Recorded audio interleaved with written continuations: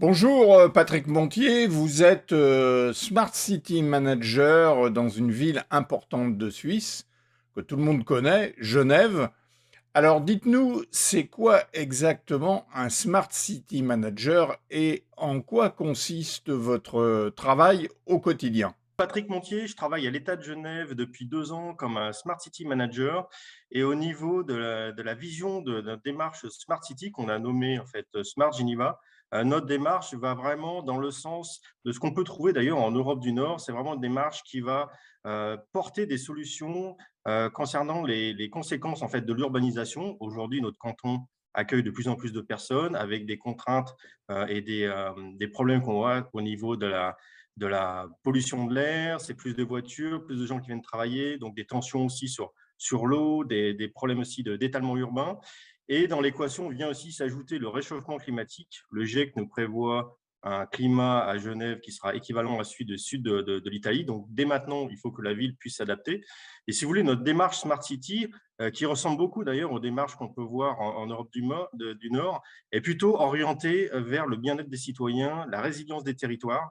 Même si aujourd'hui on a besoin de technologie, on n'est pas sur une version de la Smart City purement technologique comme on peut le voir en fait en Asie ou à Singapour, où on pense que finalement en mettant des capteurs, des caméras, du big data, on va pouvoir résoudre tous les problèmes de pollution, de gestion des déchets, de sécurité. Nous, on a une version un peu plus pragmatique, je dirais, où on met le citoyen au cœur en fait de notre démarche. Et c'est pour ça que notre démarche Smart City, voilà, elle est je dirais un peu plus moderne que ce qu'on peut trouver aujourd'hui en Asie. Donc, vous portez la démarche de Smart City de la métropole genevoise, du Grand Genève, qui se nomme Smart Geneva. Quels sont les grands principes de cette démarche et les valeurs que vous défendez au travers de Smart Geneva? Alors, juste un point important, on a quand même besoin de la technologie, hein. Aujourd'hui, si on veut gérer efficacement les problèmes de pollution de l'air, de trafic en ville, on est quand même bien obligé de mesurer, on est quand même bien obligé de collecter des informations. Et aujourd'hui, ça ne se fait pas avec un papier et un crayon, ça se fait quand même avec des données qui remontent dans des bases de données où on peut même consolider, voire prédire aussi différents scénarios. Donc, la technologie est vraiment indispensable, mais ça reste un outil. Voilà, c'est pas un but. Notre but, c'est pas d'installer des capteurs pour remonter des informations et pour pas savoir quoi en faire derrière.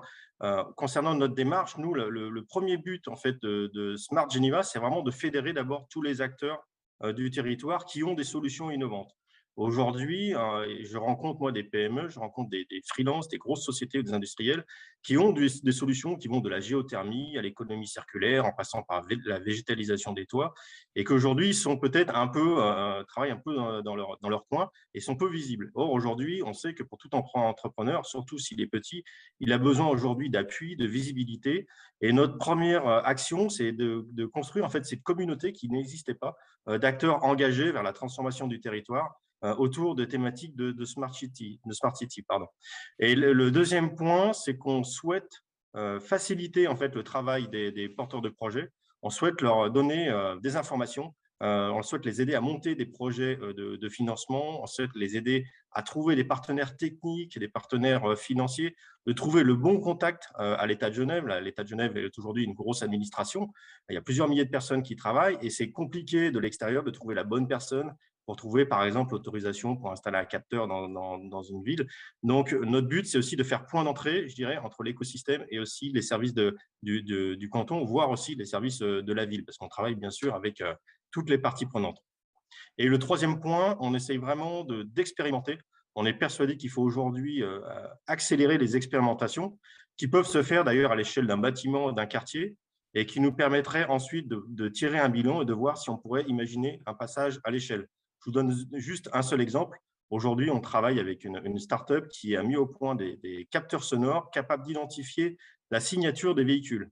Et la signature sonore des véhicules, et ça nous permet de faire du comptage. C'est-à-dire qu'en mettant ce capteur dans certaines rues ou devant certains ponts, on peut du coup compter le nombre de véhicules et surtout on peut avoir la typologie des véhicules, ce que ne permet pas aujourd'hui les boucles de comptage, vous savez, les boucles qui sont dans le sol. Donc ça, c'est une expérimentation qui est en cours. Il y en a d'autres qu'on a lancées, mais en tout cas, celle-là, elle est assez symbolique de ce qu'on essaye de faire, vraiment de monter en fait ces expérimentations pour ensuite en tirer un bilan et voir si on peut passer à l'échelle. Si j'ai bien compris, vous impliquez beaucoup les citoyens dans cette démarche Et cette initiative regorge d'idées qui peuvent servir d'ailleurs pour d'autres villes et métropoles. C'est aussi pour ça qu'on vous a invité. Alors, comment les élus territoriaux s'inscrivent dans cette démarche collaborative? La démarche Smart Geneva, elle est toute neuve, hein. Elle a à peine un an. On l'a présentée devant notre Conseil d'État. C'est un peu l'équivalent d'un Conseil des ministres mais au niveau cantonal. Donc, c'est une démarche qui est quand même assez jeune. Mais en tout cas, aujourd'hui, on a un appui politique assez fort. On a le soutien. J'ai même vraiment une sorte aussi d'indépendance aussi pour travailler avec les différentes parties prenantes. Alors, bien sûr, on va avoir des comptes à rendre. Parce que c'est quand même de l'argent public. Donc, d'ici quelques mois, on va rendre un rapport au Conseil d'État pour qu'ils puissent juger de la pertinence en fait de notre démarche au bout d'un an. Donc on verra, mais je suis assez confiant en fait sur la suite. Mais en tout cas, voilà, il va y avoir quand même une validation qui va se faire au niveau politique. Vous faites beaucoup de pédagogie pour faire comprendre ce qu'est la Smart City telle que vous la voyez, telle qu'est Smart Geneva. Alors, est-ce que les citoyens comprennent vraiment la démarche et est-ce qu'on peut parler d'expériences, de projets en cours ou réussis? Alors justement, il faut vraiment accompagner notre démarche. On s'est même posé la question de savoir si on gardait le mot smart, parce qu'aujourd'hui, dans la tête des gens, smart city, c'est forcément de la technologie, c'est forcément des capteurs, et quelque part, on pourrait penser et faire croire aussi que ça soit du Big Brother. Voilà, c'est un peu la crainte en fait de smart city. C'est pour ça que on n'a pas trouvé d'autres mieux, parce que d'autres noms. On avait pensé à Happy City, Future City, etc. Comme aujourd'hui, c'est un peu la mode, mais on a gardé quand même Smart Geneva. Par contre, on accompagne Smart Geneva avec notre petit slogan, c'est innover ensemble pour un territoire durable. L'idée, c'est vraiment de mobiliser les parties prenantes, de travailler avec de l'intelligence collective autour de cette communauté de Smart Geneva pour avancer sur cette transformation du territoire. Sur Smart Geneva, vous l'avez dit, en fait, c'est aussi une vitrine pour que les collectivités puissent aller regarder ce qu'on fait et puissent dupliquer en fait ces différents projets sur leur commune. Aujourd'hui, sur Smart Geneva, on a en moins d'un an, on a une quinzaine de projets qui ont été d'ailleurs notés pour pas qu'on nous reproche aussi de valider un projet et pas un autre. On a une grille de notation qu'on pourra d'ailleurs partager avec ceux et celles que ça intéresse. Une grille de notation qui permet de valider la gouvernance de la société, la gouvernance du projet et les bénéfices réels. Attention justement aux projets purement technologiques. On s'aperçoit très souvent que finalement les bénéfices sont loin d'être évidents. Donc, on a cette grille de notation et les projets qui ont été notés ont été publiés sur Smart Geneva. Les porteurs de projets viennent aussi pitcher et les présenter devant des événements. Mais ces projets, en fait, sont assez variés. Vous allez retrouver de la géothermie à coût de millions de francs avec notre partenaire SIG, l'équivalent, je dirais, d'EDF en France. Mais vous avez aussi des projets de potager urbain ou de ferme urbaine en haut des toits ou en bas des cours d'école avec des cours de permaculture. On va retrouver aussi des déplacements qui est un gros sujet, le déplacement du dernier kilomètre en centre-ville avec des vélos cargo électriques, avec des micro-dépôts qui se trouvent à la périphérie des villes, mais vous allez aussi retrouver en fait des programmes aussi d'économie circulaire et des programmes aussi de santé. On a l'application HUG at Home, qui est une application de télémédecine qui a évité pendant le Covid justement de déplacements et de saturer en fait, les urgences. Donc vous voyez, en fait, notre démarche, elle est vraiment très large en fait, au niveau de Smart City. En conclusion de cet entretien, quelle est pour vous la ville ou le territoire de demain? Et êtes-vous d'accord avec cette affirmation?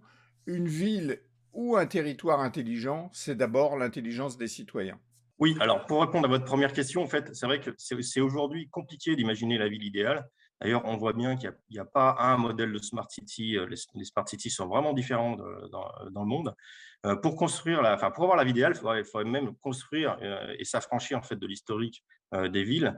Pour moi, une ville idéale, c'est une ville justement qui permettrait de limiter les mobilités et surtout d'avoir des lieux où les lieux de vie, les lieux de travail soient les mêmes pour éviter justement ces mouvements pendulaires. Aujourd'hui, sur le canton, on a beaucoup de déplacements en fait de gens qui viennent travailler, qui repartent le soir. Donc ça éviterait déjà toute cette partie mobilité. Et ensuite, c'est rendre la ville plus résiliente. Aujourd'hui, même si la ville est plus écologique que les campagnes, dans la mesure où en fait euh, quand vous chauffez, par exemple, sur des habitations, des immeubles, voilà, il y a moins de déperdition que chacun sa maison individuelle. Donc, la ville, en fait, a aussi des avantages assez intéressants, mais par contre, elle n'est pas résiliente. Aujourd'hui, on est obligé de tout importer, tous les produits. On voit bien en ce moment avec les temps euh, politiques aujourd'hui, géopolitiques, on voit bien que si demain on nous coupe un peu les villes ont, je crois, un jour ou 2 jours d'autonomie. Donc voilà, il y a toute la partie résilience aussi.